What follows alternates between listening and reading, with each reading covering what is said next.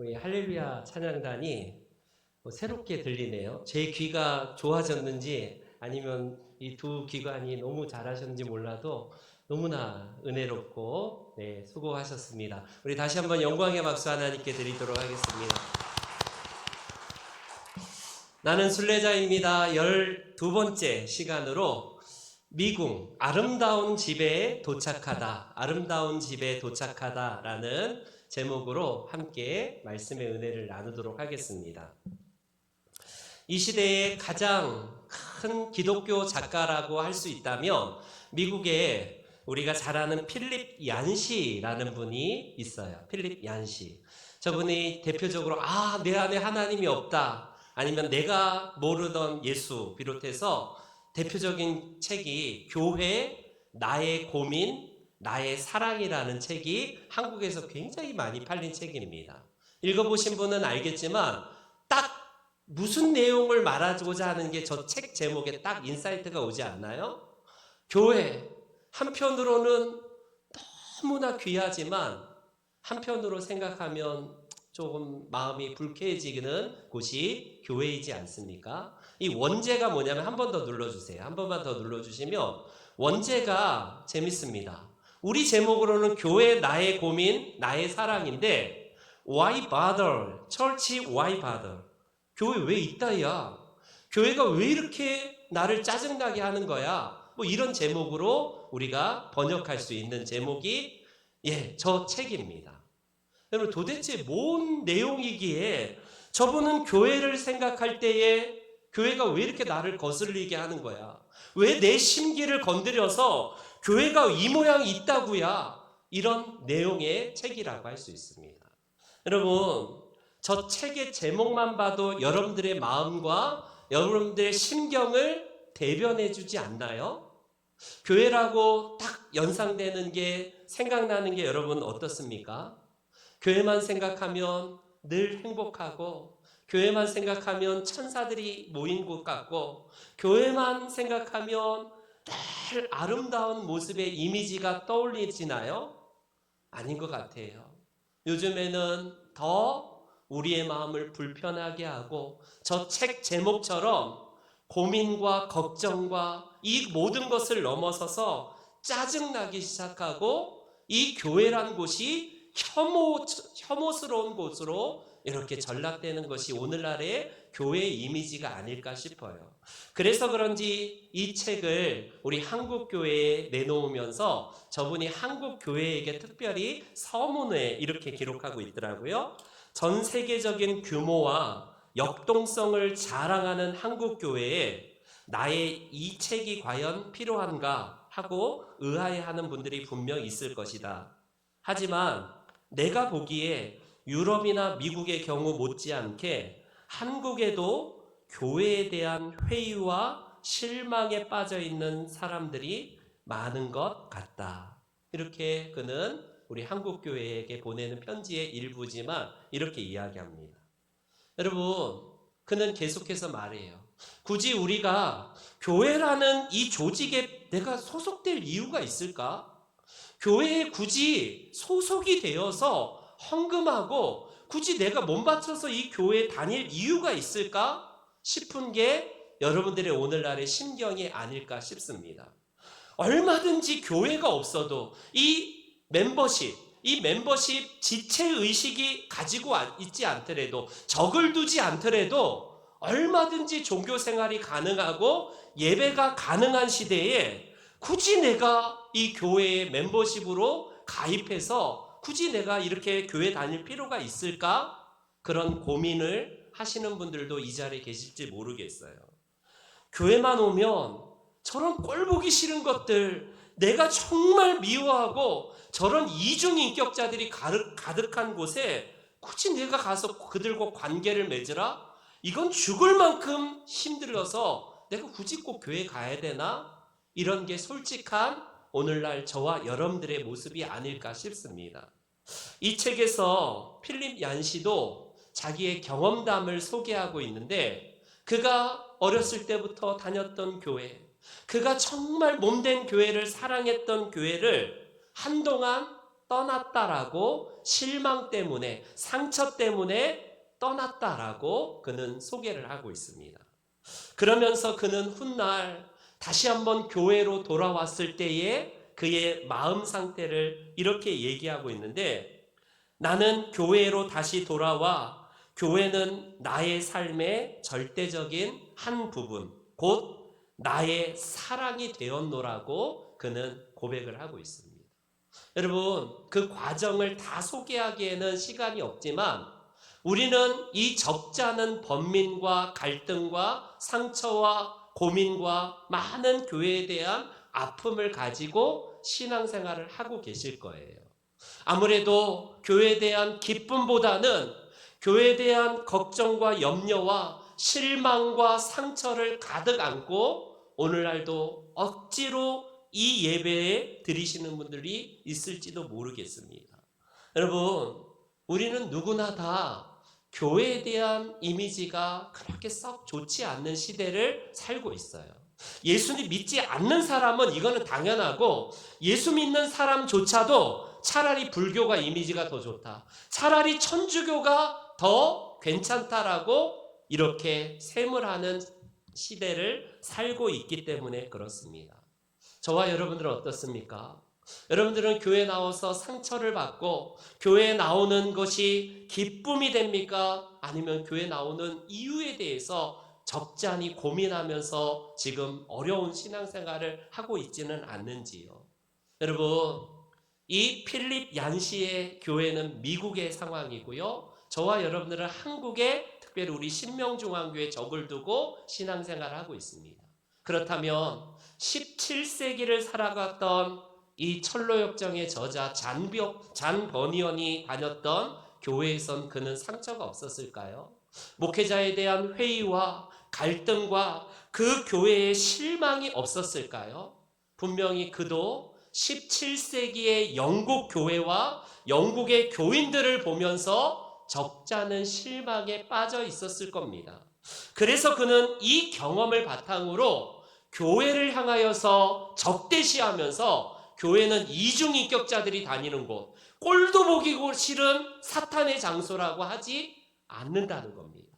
오늘 우리는 철로역정에서 잔 버니언이 살던 그 17세기의 영국 교회가 얼마나 이중인격자가 가득한 곳인지, 신앙 고백 없이 허울만 좋고 그냥 성경책만 들고 다니면서 거룩한 척 하는 것은 17세기나 오늘이나 매한가지라는 거예요.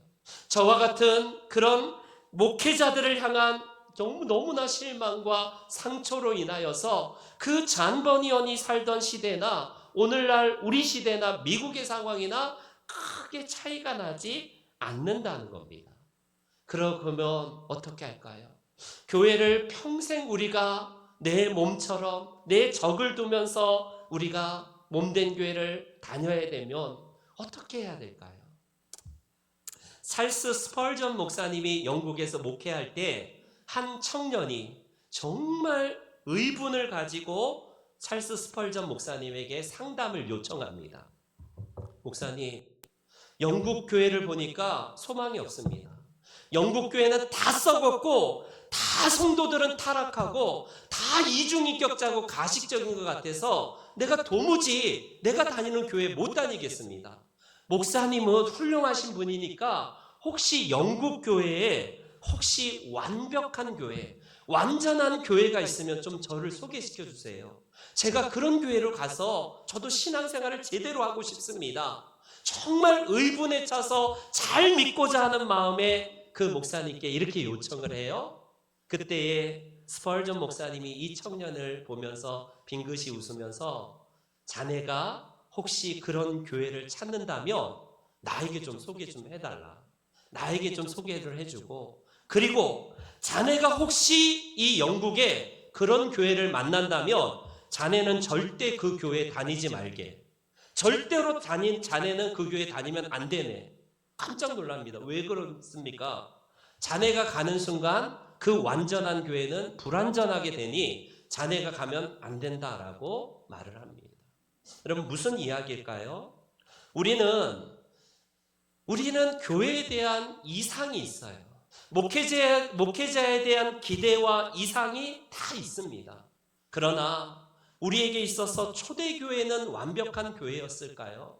이 땅에 허물 있고 정말 실망할 게 아무것도 없는 사람이 그런 교회나 그런 목회자나 그런 사람들이 있을까요? 당장 천 목사만 보세요. 여러분들이 신앙생활을 적을 두면서 함께 몸된 교회를 섬기지만 얼마나 많은 기대가 무너지고 얼마나 많은 실망이 있습니까?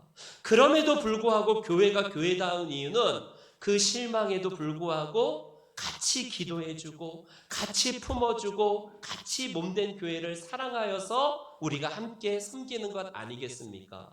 여러분 2000년 전에 예수님이 이제 부활하시고 교회가 태동되는데 우리가 초대교회로 돌아가자 그러면 초대교회는 완벽했을까? 초대교회도 아시다시피 히브리파, 여러분 헬라파가 서로 나눠요. 오늘날 우리 사회와 똑같습니다. 교회와 똑같아요. 무슨 파, 저 사람, 이 사람 갈라지고 아볼로파 싸우고 초대교회도 늘 문제가 많았지만 놀랍게도 하나님은 그 교회를 이런 나쁜 놈의 교회, 이런 썩을 놈의 교회, 이런 사탄의 교회라고 한 적이 없어요. 거룩한 하나님의 교회, 아름다운 교회라고 예수님과 우리 하나님께서는 지칭하고 있다는 겁니다. 여러분, 오늘 우리는 잔 버니언이 철로 역정에서 그 고난의 그 순례 여정에서 고난의 언덕에서 드디어 그는 잠깐 쉬다가 다시 길을 가는 모습을 이제 그 이후에 보여주는데 그가 가다가 만난 곳이 어디냐면 처음으로 물론 해석자의 집에서 목회자를 통해서 멘토를 통해서 영적인 교훈을 받긴 하지만 드디어 처음으로 쉴 만한 곳을 만나게 됩니다. 그곳이 바로 궁전과 같은 아름다운 집에 도착을 해요. 아름다운 집.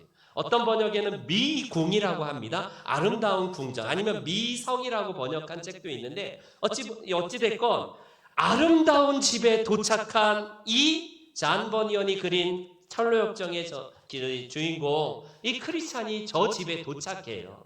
그런데 여러분 이 내용에서 우리는요 잔 버니언은 왜 그가 분명히 자기가 다녔던 교회에서 상처도 있었고 얼마든지 영국 교인들을 가운데에서 이중인격이 가득한 교인들이었지만 그가 왜 교회를 미궁 아름다운 집으로 소개했을까요? 더 나아가서 성경은 우리의 이 교회를 일컬어서 건물이 아니라 하나님의 영광이 깃드는 아름다운 집이라고 소개하는 이유가 뭘까요? 우리의 상처에도 불구하고 우리의 느낌에도 불구하고 왜 교회를 잔 버니언은 미궁 아름다운 집이라고 했을까요? 오늘 본문 다시 15절을 다 같이 한번 보겠습니다. 15절. 바울 사도는 이렇게 기록을 하고 있습니다. 이 집은 살아계신 하나님의 교회고 진리의 기둥과 터다라고 말씀을 하고 있습니다. 여러분 이 집이 건물을 의미하는 게 아니라 하나님의 집이에요. 하나님의 집. 하나님의 집임과 동시에 오늘 바울 사도는 교회를 일컬어서 진리의 기둥과 터이기 때문에 이 교회가 아름답다라고 이렇게 말씀을 하고 있습니다. 여러분 기둥이 지붕을 떠받치고 터가 전체 건물을 떠받치는 것처럼요. 바로 그렇습니다. 복음의 영광스러운 곳을 전달하고 전파하는 기관인 이 교회가 복음의 영광스러운 진리를 떠받치는 곳이기 때문에 교회를 향하여서 거룩한 곳, 아름다운 곳이라고 말씀을 하고 있어요. 사도 바울은 계속해서 로마서에서 이 복음이 어떤 복음인가를 복음 전도하는 사람을 이렇게 지칭합니다. 아름답도다, 아름답도다. 여러분 뭐가 아름답냐면 이 복음을 전달하는 사람, 전도자의 발걸음이 아름답대요. 그러면 복음을 전하는 주체인 우리가 바로 이 복음 내용은 얼마나 더 영광스럽고 아름다운 거예요. 우리가 아름답지 않은 사람인데 복음을 가지고 가는 자들을 아름답도라라고 이런 감탄한다면 그 담겨진 복음은 얼마나 더 영광스럽고 얼마나 더 아름다운 것인가요? 바로 이 교회가 하나님의 집일 뿐만 아니라 영광의 이 기둥과 터, 진리의 기둥과 터가 되기 때문에 아름답다라고 합니다. 그렇기 때문에 복음은요, 우리들에게 다른 곳에서 증거될 수가 없어요. 비록 부족한 목회자이지만 하나님은 목회자를 통하여서 하나님의 복음을 증거하도록 세우십니다. 여러분, 이 땅의 기관 중에 어느 기관이 이 영광스러운 하나님의 진리의 복음을 증거하는 아름답도다라는 이런 찬탄을 받은 기관이 있을까요? 정부도 분명히 하나님께서 세우신 곳이긴 하지만 하나님의 영광을 직접적으로 드러내며 이 복음을 드러내는 곳은 교회밖에 없어요. 이 세상에 많은 기관들이 있지만 여러분, 이 땅의 인문학 강좌를 통해서 사람들의 마음에 정말 풍요로움을 주는 곳들이 많지 않나요? 그러나 그곳이 영광스럽고 아름다운 기관이 아니라 하나님은 복음이 증거되는 교회야말로 아름다운 곳이라고 말씀하기 때문에 그렇습니다. 더 나아가서 여러분, 오늘 16절을 보시면 그 진리가 누구인가를 소개를 하는데, 이 크도다 경건의 비밀이여 라고 하면서 그분이야말로 바로 예수 그리스도라고 소개하고 있어요. 진리의 기둥과 터가 누구인가? 바로 그는이라고 하는 예수님을 지칭하고 있습니다. 육신으로 성육신 하셨지만 그분은 영으로는 의롭다 하심을 받으시고 천사들에게 보이시고 만국에서 전파되시고 세상에서 믿음 바 되시고 영광 가운데 올려주신 진리 자체가 누구인가? 예수님이라고 분명히 오늘 본문에는 말씀합니다. 여러분, 아름다운 주님을 머리로 한 곳이 어디냐면 바로 교회예요. 교회. 우리는 착각하면 안 됩니다. 목회자가 완벽하고 기대가 막 부흥하여서 그곳이 아름다운 곳이 아니에요. 성도들이 이중인격자가 없고 가식도 없고 100% 순결하고 완전히 깨끗해서 그 교회가 아름다운 곳이 아니라 진리 자체가 되시는 예수님이 머리이시기 때문에 그 머리를 중심으로 우리 지체인 우리 모두가 주님께 연합하여서 아름다운 집이 된다라고 말씀을 하고 있습니다. 그래서 우리는요, 이 주님에 대한 고백 없이는요, 교회로 들어올 수가 없는 거예요. 그냥 종교 생활을 할 수 있고요, 내가 한번 믿어볼까라고 해서 구도자의 마음으로 조금 그렇게 우리가 살아갈 수는 있지만 진정한 고백은 뭐냐면 주님에 대한 고백이에요. 주님에 대한 고백. 크리스찬이요, 이 문에 들어올 때에 문지기가 탁 맞고 서서 못 들어오게 합니다. 그냥 문을 열어주면서 아이고 나그네인데 빨리 들어와서 쉬세요가 아니라 먼저 몇 가지를 질문을 해요. 왜 그럴까? 이거는 그 당시 잔 버니언이 살던 시대의 배경을 보시면 돼요. 여러분, 잔 버니언이 살던 그때의 교회의 상황은 오늘날의 성공회, 국교회라고 하는 영국 국교회라고 하는 성공회를 믿지 않으면 다 박해받았던 시대입니다. 장로교니 침례교니 이런 청교도 믿음을 가지고 있는 사람들은 비국교도라고 치부되어서 박해를 받습니다. 그런 시대에 여러분, 청교도에 다녔던 청교도였던 이 잔 버니언은 교회에 들어가면 어떤 걸 점검받냐면 예수 그리스도에 대한 믿음의 고백이 확실한가를 늘 점검하면서 그 교회로 들어올 수 있습니다. 누구나 다 들어올 수 있지만 그곳에 들어오는 사람들은 예수 그리스도를 믿음의 주님으로 영접하면서 그 고백에 대한 확신을 가지고 있는 그 절차를 본는 거예요. 그래서 누구나 다 들어오는 것이 아니라 세례를 받을 때에 예수 그리스도를 믿음의 주님으로 영접했는가, 그거에 대한 고백을 먼저 점검한 다음에 아름다운 집, 교회로 인도하는 절차를 받게 됩니다. 바로 그렇습니다. 여러분, 이 크리스찬은 완벽해서 미궁으로 들어갔을까요? 아름다운 집으로 들어가기 전에 그는요, 지난주에 살펴보았듯이 겁장이와 의심이라는 사람이 순례 여정에서 되돌아오면서 도망치면서 큰일 났다. 저 앞에 큰 사자가 있어서 우리 못 간다. 가면 갈수록 고난이 있는데 이 순례의 길 난 포기할래 하면서 겁장이와 의심이 도망가는 모습을 보았습니다. 아닌 게 아니라 이 큰 아름다운 집에 도착하기 전에 그 집 앞에 2마리의 큰 사자를 목도하게 돼요. 여러분, 사자를 우리는 동물원에 가니까 뭐 그냥 우습게 생각하지, 내 앞에 사자가 있다고 생각하면 오금이 우리가 저리고요, 얼마나 무서운지 몰라요. 이 크리스찬이 저 아름다운 집에 들어갈 때에 사자 2마리가 떡하니 버티고 있는 이 상황을 보면서 담대하게 간 게 아니라 저 크리스찬마저도 뒤로 뒷걸음질을 하면서 아이고, 겁장이가 1마리 맞구나, 의심이 1마리 맞구나 라고 하면서 나도 돌아가야 되는 건 아닌가. 그는요, 저 으르렁거리는 사자 앞에서 겁을 먹게 되는 장면을 그리고 있습니다. 여러분, 그런데 이 저 집 앞에 문지기 경계 와치펄이라는 저 사람이 크리스찬에게 용기를 주면서 이렇게 말을 해요. 절대로 겁을 먹지 마시오. 절대로 겁을 먹지 마시고 그 사자들은 쇠사슬에 묶여 있다는 사실을 기억하십시오. 이 길에서 혹시 확신이 있는지, 예수 그리스도에 대한 확신이 없는지를 가리는 도구일 뿐이지, 사자를 두려워하지 마시고 똑바로 가운데 길로 걸어오시면 당신은 저 사자들을 통해서 털끝만치도 건드리지 못할 거니니 거신이 이곳으로 올 수 있다라고 용기를 줍니다. 그럼 바로 그거예요. 우리는요, 하나님의 집에 들어갈 때에 이 예수 그리스도에 대한 믿음의 고백을 담아서 우리는 다 천국으로 들어갑니다. 이 천국으로 들어갈 때에 다른 것을 점검하지 않아요. 다 뭡니까? 예수 그리스도를 믿음의 주님으로 영접했는가?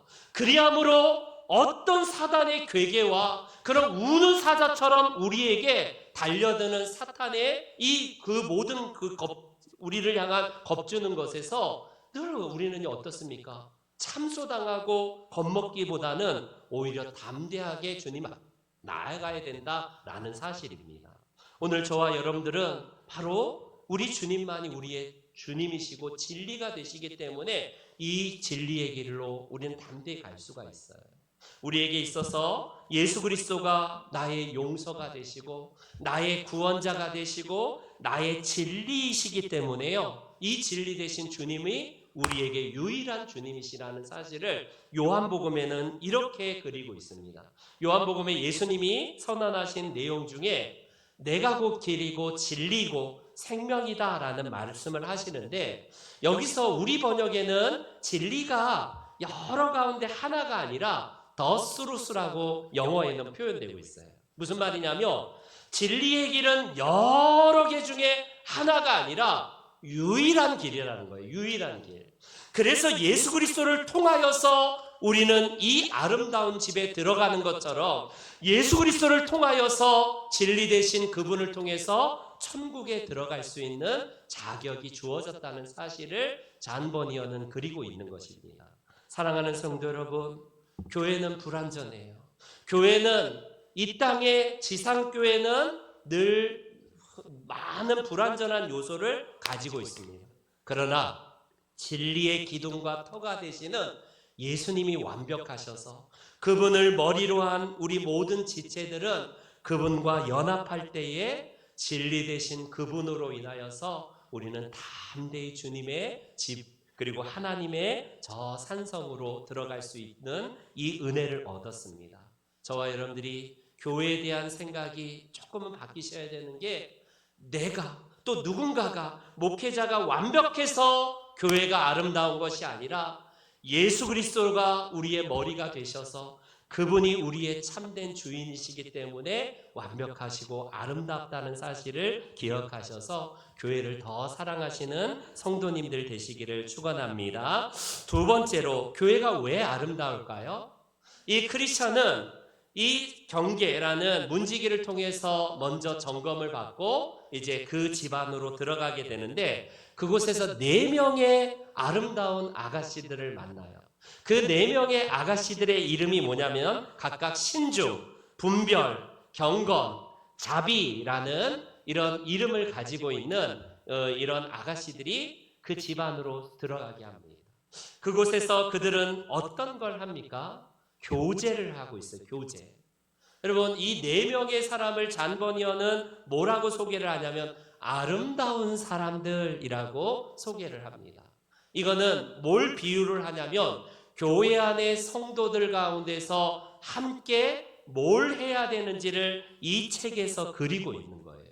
잔 버니언이 그렸던 이 책 안에 크리스찬이 그들 가운데 동행하면서 뭘 하냐면 그동안 걸어왔던 순례의 여정에서 만났던 어려움들, 그리고 어떻게 헤쳐나왔고 어떻게 여기까지 왔는가, 그리고 왜 가족을 데려오지 못했는가, 이런저런 간증을 그 자매들과 함께 나누게 됩니다. 여러분, 바로 그거예요. 교회가 왜 아름다운 집이라고 불려야 되냐면 이 아름다운 교제가 있기 때문에 아름다운 집이라고 불려지는 겁니다. 17세기의 영국 사회는 바로 이 영국의 교회는 이런 배경으로 이 책이 쓰여진 거예요. 교회에서 여러분 예배만 끝난 게 아니라 서로 함께 우리의 믿음의 여정에서 우리의 사랑방처럼요 교제를 하는데 서로 간증으로 마음 문을 열게 되는 것이 보편적인 교회의 모습입니다. 오늘날 교회에서 우리가 함께 모여서 이게 필요한 거예요. 교제를 나누고요. 그 다음에 뭘 했냐면 그들이 함께 맛있는 애찬을 나누게 됩니다. 여러분, 크리스찬이 그동안 순례 여정에서 지쳐 있었는데 그가 이 자매들과 함께 차려진 아름다운 정말 맛있는 음식을 먹고 기운을 차리게 됩니다. 뭘 의미할까요? 교회에서 이 교제가 중요하다는 겁니다. 오늘날 저와 여러분들이 교회 안에서 해야 될 일은 이 교제를 하도록 부르셨다는 겁니다. 놀랍게도 교회론에서 크리스찬 이 지금 철로역정에서 이걸 그리고 있어요. 교회는요 몸된 멤버십과 우리가 함께 지체가 되어서 예배만 드리고 끝나는 게 아니라 서로 교제가 필요하다는 것을 말을 하고 있습니다. 그 주제가 뭐냐면 예수 그리스도예요. 예수 그리스도. 만났다 하면 정치 이야기하고, 만났다 하면 드라마 이야기하고, 만났다 하면 남 디스하고 남 호박씨 까는 이야기하는 오늘날의 우리들의 모습이라면 그거는 교회의 교제가 아니에요. 그것은요 오히려 우리들에게 간증을 통하여서 하나님이 내 삶을 어떻게 인도해 가셨고 내가 어떻게 넘어졌고 내가 얼마나 힘든지를 서로 격려하면서 일으켜주고 기도하는 그곳이 바로 교회의 교제의 모습이다라는 사실입니다. 더 나아가서 우리 이 철로역정 안에는 이 교제 중에 식탁의 교제가 얼마나 중요한지를 저 책에서 그리고 있는 거예요. 여러분, 교회에서 예배 끝나고 식사하세요. 식사하는 거는요 단지 한 끼 채우라, 여러분 그런 거 아닙니다. 맛도 없는 밥 왜 계속 먹으라고 그러지 저 목사는? 내가 맛있는 밥 먹고 싶은데 왜 교회에서 맛도 없는 밥 먹으라는 거야? 여러분, 맛없는 밥 먹으라는 게 아니라 우리가 함께 교제를 나누는데 이 식탁 함께 공동체에 참여하는 것이 중요하다는 사실을 강조하는 겁니다. 왜 그럴까요? 우리가 저 천국에 가면 주님의 만찬에서 함께 식탁의 교제를 나눌 것이기 때문에 그래요. 하나님 나라를 너무 막 영적인 나라라고 생각하지 마십시오. 우리 예수님께서 이 땅에 지상에 계실 때에 많은 죄인들과 먹고 마시면서 즐거워하셨듯이 우리를 부르셔서 그 하나님 나라의 만찬에서 저와 여러분들이 그곳에서 찬송과 더불어 만찬의 기쁨을 나누는 곳이 천국이기 때문에 그렇습니다.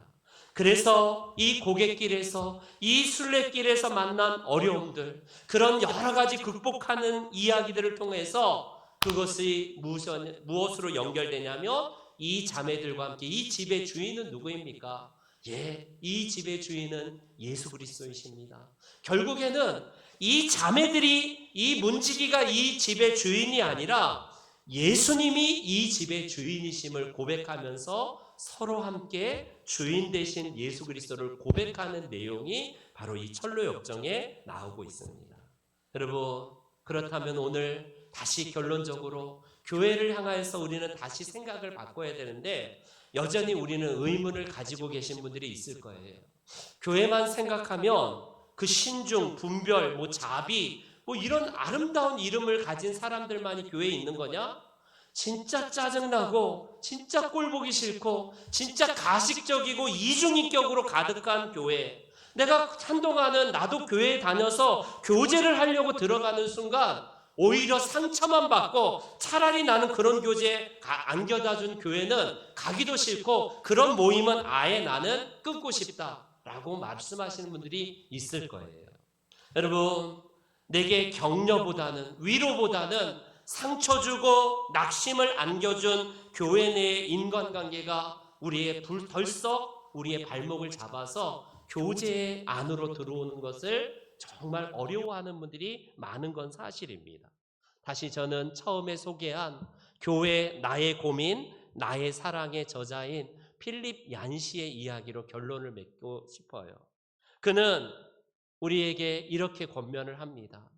우리의 가족을 한번 생각해 보라. 명절을 만나면 많은 가족 식구들이 고향에 돌아와서 한 밥상에 둘러앉게 되는데, 그 가족 중에는 성공한 아들도 있고 실패한 아들도 있고, 영적 좀 부족하여서 모자란 자녀도 있고, 대단한 사람도 있고, 못생긴 사람, 성공한 사람, 잘생긴 사람, 다양한 가족들이 이 식탁에 둘러앉게 된다. 그러나 가족이라는 이름 때문에 실패하고 건강하지 못하고 낙오된 사람을 제외하는가? 그러지 않는다라고 말을 해요. 비록 그들이 모나고 상처나고 힘들게 살아왔지만 가족이 중요한 것은 무엇이냐라고 말하냐면, 함께 받아줄 수 있는 곳이기 때문에 가족이라는 공동체라고 그는 이야기를 합니다. 제가 한번 그 책의 몇 대목을 읽어드릴게요. 인간의 모든 제도 중에 유일하게 선택권이 없는 것이 바로 가족이다. 출생 자체로 이미 한 식구가 되는 것이다. 그러다 보니 우리는 이상하고 특이하고 별난 가족과 본의 아니게 하나로 묶이게 된다. 그리고 교회는 본의 아니게 한 걸음 더 나아가 하나님이 요청한다. 다 같이 예수 그리스도 안에 있기 때문에 이 이상하고 별난 사람들과 하나가 되라는 것이다. 내 경험한 그런 공동체는 인간이 어떤 기관보다 가족을 더 닮았다. 헨리 나우에는 영적 공동체를 정의하며 함께 더불어 살기 가장 싫은 사람들이 그럼에도 불구하고 반드시 함께 살아가야 하는 곳이라고 정의하였다. 가장 함께 있기 싫은 사람들이 그럼에도 불구하고 그들과 평생 함께 살아가야 되는 곳이 가족이래. 우리의 가족 식구들이 다 마음에 듭니까? 내 배 아파 난 자식 새끼도 때로는 부모의 마음을 아프게 하고 상처도 주기도 하고, 우리는 그렇지 않습니까? 그럴 때마다 우리는 자녀들을 내치거나 우리의 부모가 나에게 상처를 줬다고 해서 부모를 내치나요? 가족입니다, 가족. 여러분, 교회가 왜 아름다운 공동체고 아름다운 집이냐면 가족이기 때문에 그래요. 교회에 와서 가족이라는 이 의식이 없는 분들은 평생 원수같이 생각합니다. 평생 가족이 아니기 때문에 용서하지 못하고, 가족이 아니기 때문에 미워하고, 가족이 아니기 때문에 씹어대고, 가족이 아니기 때문에 늘 불평하고 누군가를 정죄하는 이유는 가족이 아니에요. 그 인간하고 왜 내가 가족이야? 라고 오늘도 우리는 그렇게 얘기하고 있지 않습니까? 그러나 하나님은 교회와 우리 가정의 두 기관을 유일하게 하나님께서 이 땅에 두신 두 기관이 하나님이 주신 기관이에요. 가장 먼저 가정을 하나님께서 이 땅에 두시고 예수 그리스도의 부활을 통하여서 교회를 이 땅에 두셨습니다. 이 두 곳이 하나님께서 제정하신 유일한 두 기관인데, 놀랍게도 가족으로 형성이 되어 있다는 사실을 기억하시기 바랍니다. 저와 여러분들이 비록 우리는요 실수도 있고 우리는 볼품도 없고 우리가 모아놓으면 다 불협화음 나고 뭔가 하나가 되기 어려운 그런 우리의 모습일 수 있어요. 그러나 우리의 모든 볼품없고 연주도 안 되고 하나가 안 되는 우리를 그 아름다운 우리 주님께서 관현악단의 지휘자가 되셔서 우리 주님께서 우리를 지휘하시면요, 우리가 볼품없고 정말 아무것도 아닌 우리이지만 아름다운 화음을 내게 하시는 분이 우리 주님이시기 때문에 그렇습니다. 저와 여러분들이 어설픈 오케스트라의 악단의 연주일지라도 우리의 지휘자가 되시는 그분의 손에 붙들린 바 되어서 우리는 이 땅에 하나님의 영광을 선포하는 유일한 기관이 바로 가족과 교회라는 사실 꼭 기억하셔서 저와 여러분들이 아름다운 집으로 빚어져가며 특별히 우리 신명중앙교회가 그런 아름다운 집이 되는 귀한 공동체 되기를 주의 이름으로 축원합니다. 아멘. 우리 같이 일어나셔서 이런 교회 되게 하소서 같이 찬송